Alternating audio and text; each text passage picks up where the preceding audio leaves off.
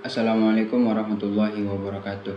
Perkenalkan, saya Ihsan Halimuta Suhun, mahasiswa program studi S1 Ilmu Hukum Offering B. Melalui video ini, saya akan membahas beberapa pokok materi dalam hukum Islam, yang meliputi alasan akademik mempelajari hukum Islam, kedudukannya dalam sistem hukum nasional, pola pemberlakuannya, hingga penerapannya dalam bidang keluarga, muamalah, dan ekonomi syariah. Pembahasan ini disusun berdasarkan pertanyaan-pertanyaan konseptual yang bertujuan memahami hukum Islam tidak hanya sebagai norma keagamaan, tetapi sebagai bagian dari sistem hukum yang hidup dan berkembang di tengah masyarakat. Untuk memulai pembahasan, saya akan membagi pertanyaan menjadi 4 bagian. Bagian pertama mengenai fondasi hukum Islam.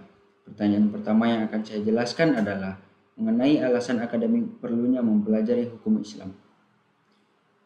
Secara akademik, hukum Islam perlu dipelajari karena ia bukan hanya norma keagamaan, tetapi juga sistem hukum yang hidup di masyarakat. Banyak praktik hukum di Indonesia, khususnya di bidang keluarga dan ekonomi syariah yang bersumber dari hukum Islam. Dengan mempelajarinya, mahasiswa hukum dapat memahami dasar normatif, nilai keadilan, serta relevansinya dalam sistem hukum nasional, sebagaimana yang dijelaskan oleh Bapak Rashid Al-Atto selaku dosen saya dalam mata kuliah hukum Islam. Dalam pembelajaran di kelas, beliau menjelaskan beberapa alasan mengenai perlunya mempelajari hukum Islam di Indonesia. Alasan yang pertama yaitu meliputi alasan historis, karena hukum Islam merupakan hukum positif yang sudah sejak lama berlaku di masyarakat Indonesia, sejak berdirinya kerajaan-kerajaan Islam seperti Kerajaan Samudra Pasai di Aceh, Demak, Mataram, Ternate, Goa, Madura, dan juga pada masa pemerintahan kolonial Hindia Belanda. Sejak tahun 1882 telah ada peradilan agama Islam di Madura dan Jawa. Hukum Islam sudah dipelajari di sekolah tinggi atau fakultas hukum sejak zaman pemerintah kolonial Hindia Belanda dan terus berlanjut hingga setelah kemerdekaan sampai sekarang ini. Nah, alasan yang kedua yaitu meliputi alasan demografis. Karena mayoritas penduduk Indonesia lebih dari 80% beragama Islam dan merupakan negara penduduk muslim terbesar di dunia, sehingga hukum Islam diyakini dan diterapkan dalam kehidupan sehari-hari oleh sebagian besar penduduk Indonesia. Nah, dengan demikian, mahasiswa Fakultas Hukum yang hendak mempelajari hukum Islam tidak harus mempelajari hukum Islam. Nah, selanjutnya yaitu adalah alasan akademis pedagogis. Hukum Islam merupakan salah satu disiplin ilmu hukum yang berdiri sendiri, yang mana hukum Islam ini sudah diakui oleh UNESCO dengan kode 5606.01 dengan nama yaitu Islamic Law. Hukum Islam juga dipelajari oleh mahasiswa hukum di Fakultas Hukum di perguruan tinggi seluruh dunia. Nah, selanjutnya yaitu adalah alasan yuridis. Nah, kalau menurut secara yuridis normatif, hukum Islam merupakan hukum yang dipatuhi dan berlaku di masyarakat Indonesia. Nah, kalau secara yuridis formal, sebagian hukum Islam di bidang muamalah yaitu kemasyarakatan seperti pernikahan, waris, wakaf, zakat, sedekah, dan hibah merupakan hukum positif yang diberlakukan berdasarkan peraturan perundang-undangan. Nah, contohnya yaitu sebagaimana terdapat dalam Undang-Undang Nomor 1 Tahun 1974 tentang perkawinan. Kemudian, sebagaimana terdapat dalam Undang-Undang Nomor 41 Tahun 2004 tentang wakaf dan lain sebagainya. Nah, alasan yang terakhir yaitu adalah alasan konstitusional. Karena secara konstitusional menurut Undang-Undang Dasar 1945 sebagaimana yang terdapat dalam pasal 29 ayat 1 yang berbunyi negara berdasarkan atas ketuhanan yang Maha Esa. Yang mana ini berarti dalam negara Republik Indonesia tidak boleh berlaku hukum yang bertentangan dengan ajaran Tuhan yang ada dalam norma-norma hukum agama, termasuk norma hukum agama Islam. Nah, norma-norma hukum agama termasuk hukum Islam menjadi salah satu sumber hukum. Nah, hukum Islam yang bersumber dari agama Islam merupakan hukum yang secara konstitusional dijamin, dilindungi, dan diakui berlakunya bagi umat Islam oleh negara. Pada pasal 29 ayat 2 Undang-Undang Dasar menentukan negara menjamin kemerdekaan tiap-tiap penduduk untuk memeluk agamanya masing-masing dan untuk beribadat menurut agamanya dan kepercayaan itu. Selanjutnya, sebuah pertanyaan muncul. Apakah seluruh persoalan hukum yang kita hadapi hari ini sudah dijelaskan secara rinci di dalam Al-Quran dan hadis? Nah, disinilah kemudian muncul kebutuhan akan ijma' dan qiyas. Mengapa diperlukannya ijma' dan qiyas di samping Al-Quran dan hadis sebagai sumber hukum Islam? Nah, jadi Al-Quran dan hadis memang sumber utama hukum Islam. Tetapi realitas sosial yang terus berkembang, tidak semua persoalan hukum modern diatur secara eksplisit di dalamnya. Ketika teks tidak berbicara secara eksplisit, maka dibutuhkan metode penalaran hukum, yaitu salah satunya melalui ijma' dan qiyas. Nah, jadi secara definisi, ijma' adalah kesepakatan para ulama mujtahid pada suatu masa tertentu terhadap penetapan hukum suatu persoalan yang tidak dijelaskan secara tegas dalam Al-Quran dan hadis. Ijma' berfungsi menyatukan pendapat agar umat memiliki kepastian hukum dan tidak terpecah oleh perbedaan pandangan. Sehingga ijma' dapat dipahami sebagai kesepakatan para ulama dalam menetapkan hukum suatu persoalan yang tidak ditemukan secara eksplisit di dalam Al-Quran dan hadis. Kesepakatan ini penting untuk menjaga kesatuan pandangan dan kepastian hukum dalam masyarakat Islam. Nah, penetapan awal bulan Ramadan di Indonesia dapat dikaitkan dengan konsep ijma' karena keputusan tersebut tidak ditetapkan secara individual, melainkan kesepakatan para ulama dan otoritas keagamaan setelah mempertimbangkan dalil syariat, metode hisab, dan ruqyatul hilal. Hal ini disebut berkaitan dengan ijma' karena dalam Al-Quran dan hadis tidak terdapat penetapan tanggal pasti kapan Ramadan dimulai setiap tahunnya. Nah, yang ada hanyalah prinsip umum. Prinsip umum yaitu ruqyatul hilal atau istiqmal. Oleh karena itu, diperlukan kesepakatan para ulama untuk menentukan metode yang digunakan, waktu pengumuman, serta keputusan final yang berlaku bagi umat. Kesepakatan inilah yang mencerminkan ijma' dalam praktik, meskipun secara teknis disebut sebagai ijma' amali, yaitu kesepakatan dalam praktik keagamaan. Nah, di Indonesia, proses ini dilakukan melalui sidang isbat yang melibatkan ulama, organisasi masyarakat Islam, serta pakar astronomi. Keputusan tersebut kemudian diumumkan secara resmi oleh negara melalui Kementerian Agama Republik Indonesia dengan pertimbangan keagamaan yang juga merujuk pada fatwa dan pandangan Majelis Ulama Indonesia.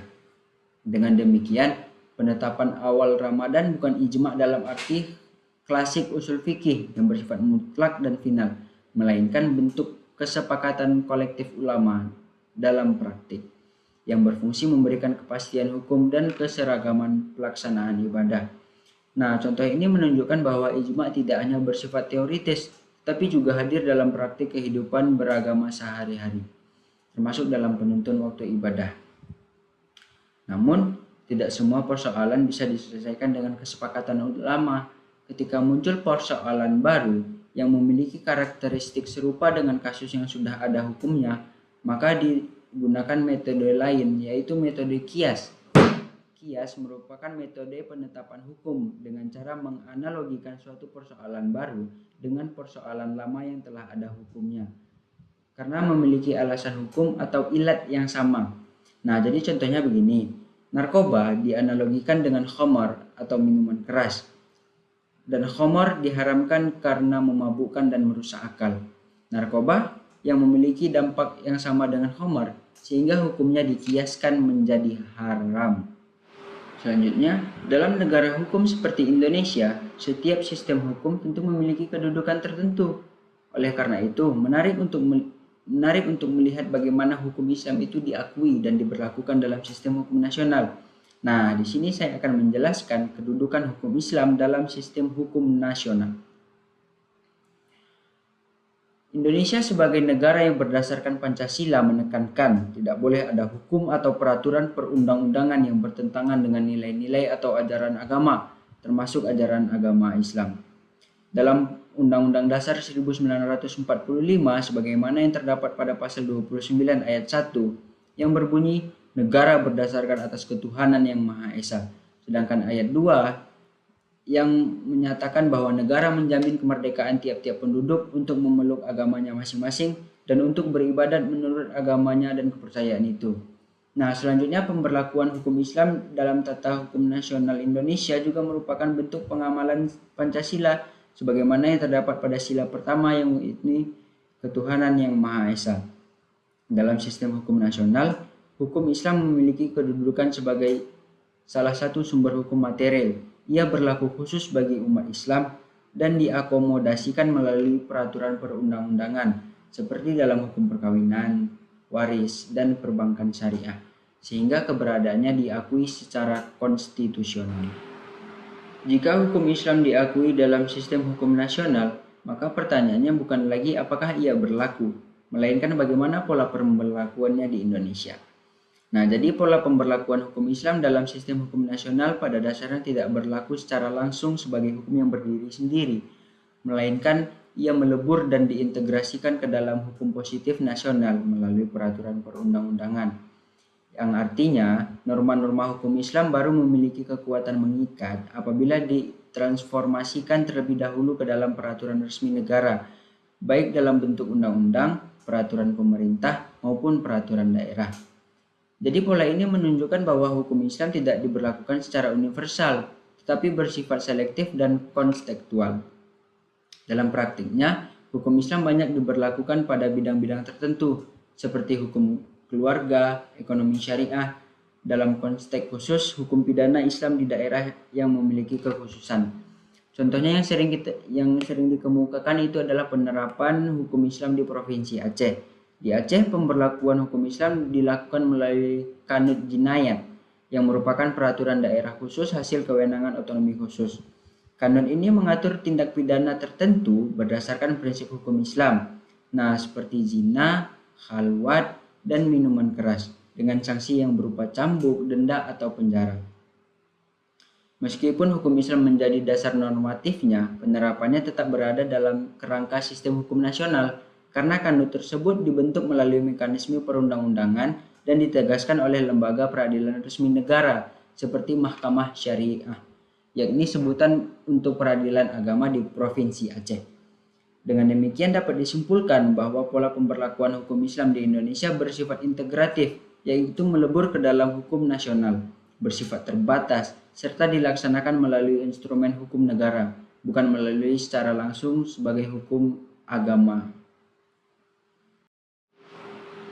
Setelah sebelumnya kita membahas bagian pertama, yaitu fondasi hukum Islam, mulai dari sumber hukum, kedudukannya dalam sistem hukum nasional, hingga pola pemberlakuannya di Indonesia, maka pembahasan selanjutnya kita akan beralih ke bagian kedua, yang menyoroti tujuan dan nilai perlindungan dalam hukum Islam.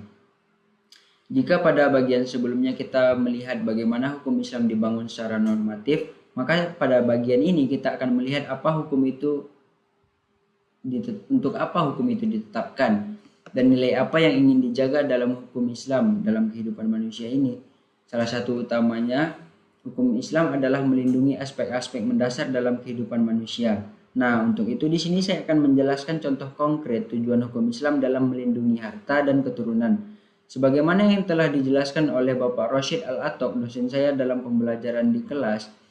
Nah, dalam hukum Islam, harta dipandang sebagai pemberian sekaligus amanat dari Allah yang harus dimanfaatkan secara bertanggung jawab untuk mempertahankan kelangsungan hidup manusia. Karena itu, hukum Islam mewajibkan manusia untuk memperoleh dan menggunakan harta dengan cara yang halal dan sah, serta melindunginya dari segala bentuk kejahatan. Perlindungan terhadap harta ini terlihat dari larangan pencurian, perampasan, dan penguasaan harta secara tidak sah. Selain itu, Islam juga mengatur pembagian harta warisan bagi seseorang yang telah meninggal agar tidak menimbulkan konflik dan ketidakadilan di antara ahli waris. Hal ini menunjukkan bahwa perlindungan harta tidak hanya berlaku saat seseorang masih hidup, tetapi juga ketika ia sudah meninggal. Nah, contohnya itu sebagaimana yang terdapat dalam ayat Al-Quran, surat An-Nisa ayat 29 yang berbunyi,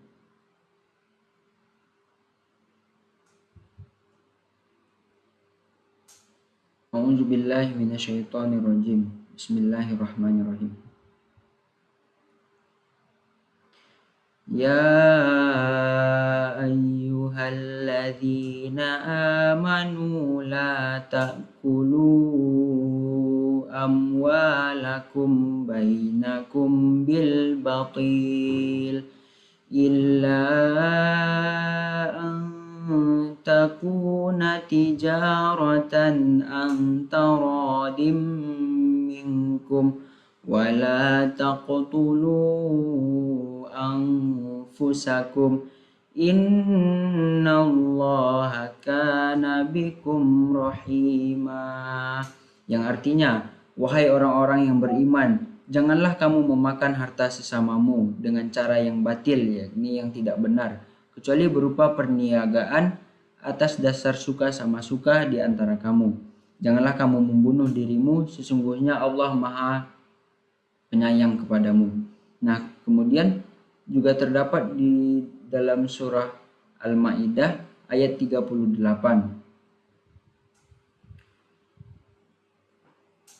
Bismillahirrahmanirrahim. Wassariqu wassariqatu faqta'u aydiyahuma jazaa bima kasaba kanalam minallah wallahu azizun hakim. Yang artinya, laki-laki maupun perempuan yang mencuri, potonglah tangan keduanya sebagai balasan atas perbuatan yang mereka lakukan dan sebagai siksa dari Allah. Allah Maha Perkasa lagi Maha Bijaksana. Nah, di sini di dalam surat Al-Maidah sudah dijelaskan bahwa Allah itu melarang perbuatan mencuri, yang mana Allah menetapkan aturan yaitu tangannya akan dipotong apabila seseorang melakukan perbuatan mencuri. Nah, kemudian selain harta, hukum Islam juga sangat menekankan perlindungan terhadap keturunan. Keturunan dipandang sebagai unsur penting dalam menjamin keberlangsungan dan kesinambungan hidup umat manusia. Oleh karena itu, kemurnian hubungan darah dan kejelasan nasab menjadi hal yang sangat dijaga dalam hukum Islam. Perlindungan ini diwujudkan melalui pengaturan pernikahan yang sah, serta larangan keras terhadap perbuatan yang dapat merusak kejelasan keturunan, seperti perzinahan. Dengan adanya kejelasan nasab, hak-hak anak baik secara sosial maupun hukum dapat terlindung dengan baik. Nah, di dalam Al-Quran, perbuatan perzinahan tadi itu dilarang di dalam Al-Quran surah Al-Isra ayat 32.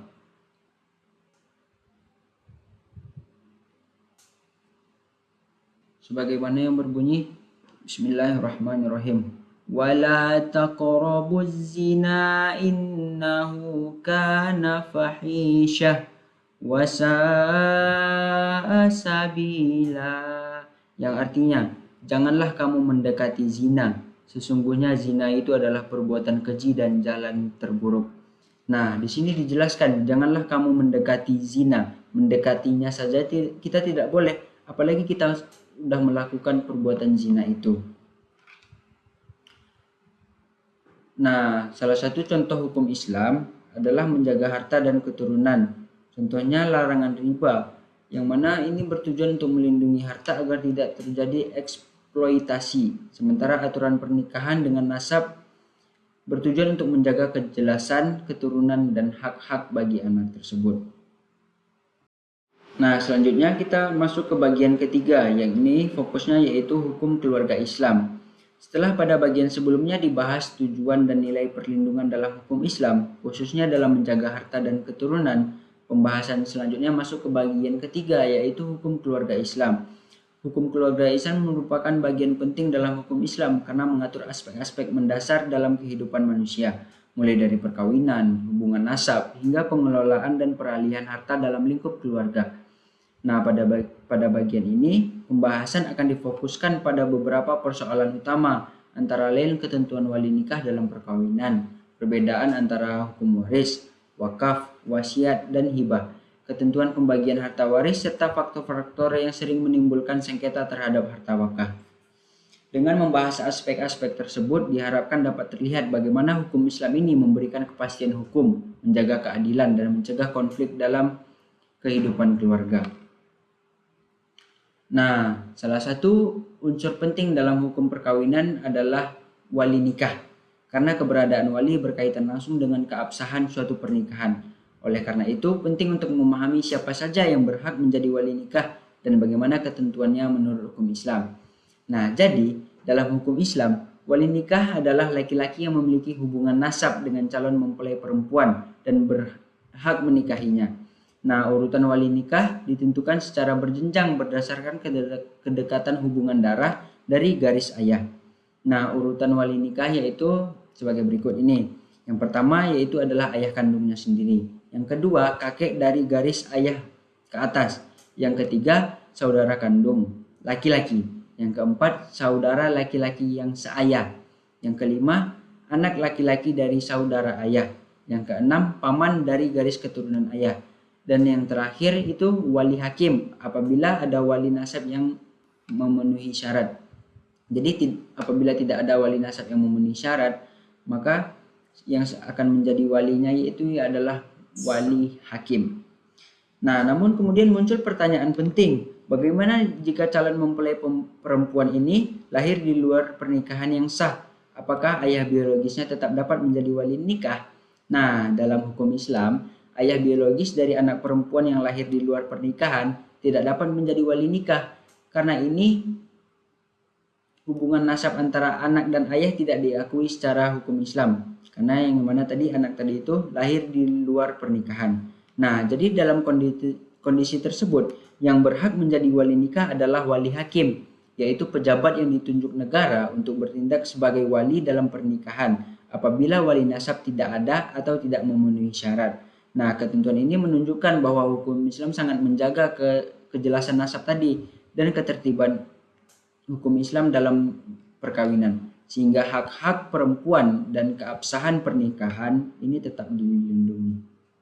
Nah, setelah kita membahas ketentuan wali nikah, pembahasan selanjutnya ini masih berada dalam lingkup hukum keluarga, khususnya yang berkaitan dengan pengelolaan peralihan harta. Pada bab ini penting untuk kita memahami perbedaan antara hukum waris, wakaf, wasiat, dan hibah. Karena keempatnya sering disamakan, padahal memiliki ketentuan dan tujuan yang berbeda.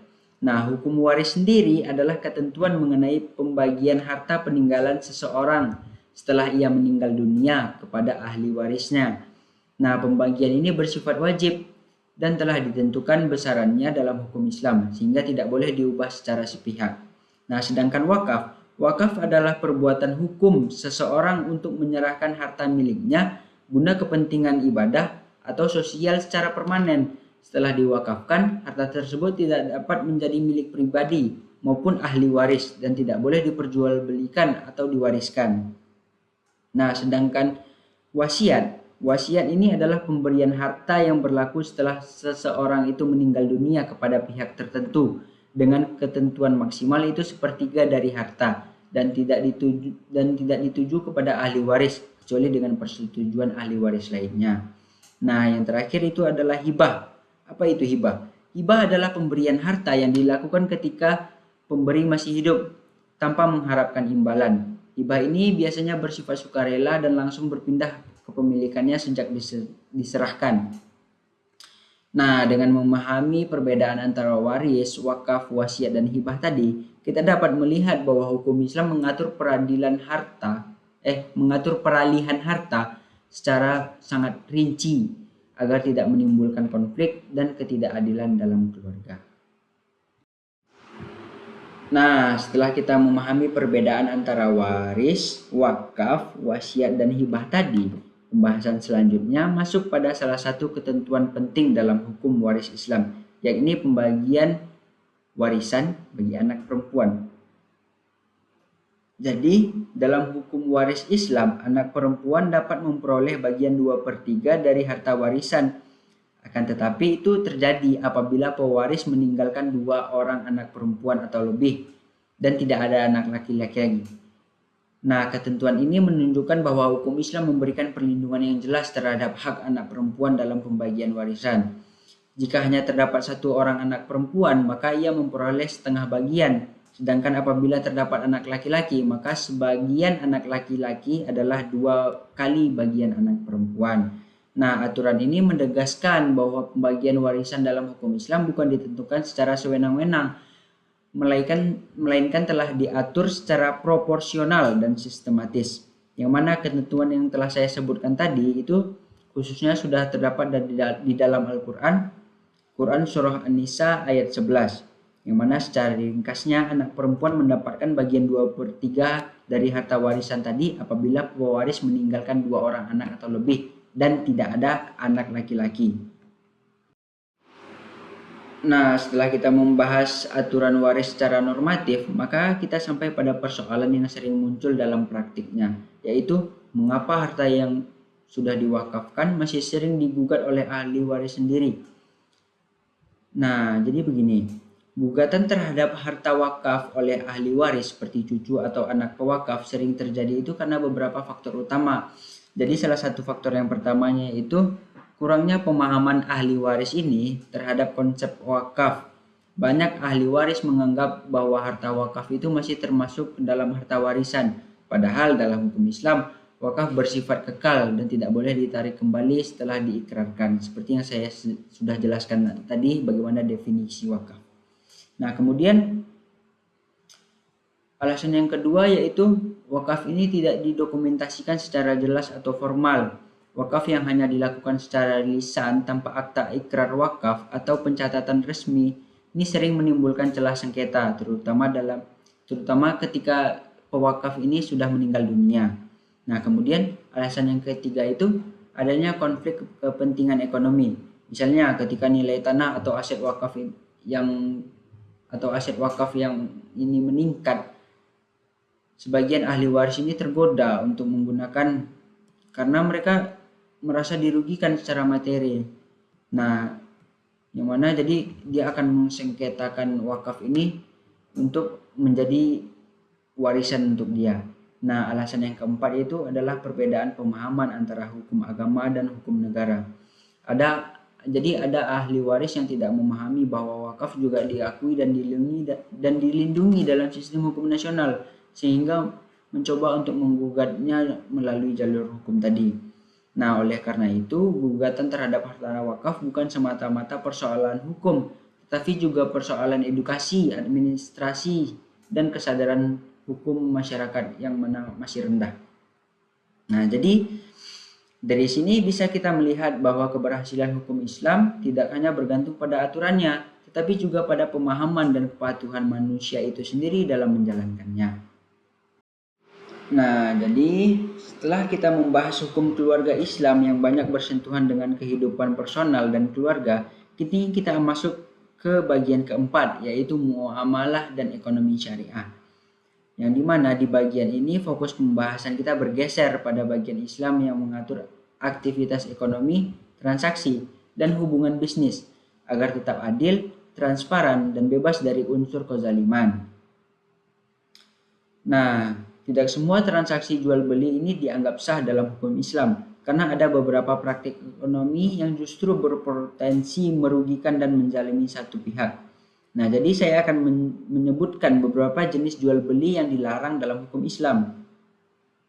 Jadi dalam hukum Islam terdapat beberapa jenis jual beli yang dilarang. Di antaranya yaitu yang pertama, jual beli gharar, yaitu transaksi yang mengandung ketidakjelasan. Misalnya penjual menjual barang yang belum jelas wujudnya atau kualitasnya.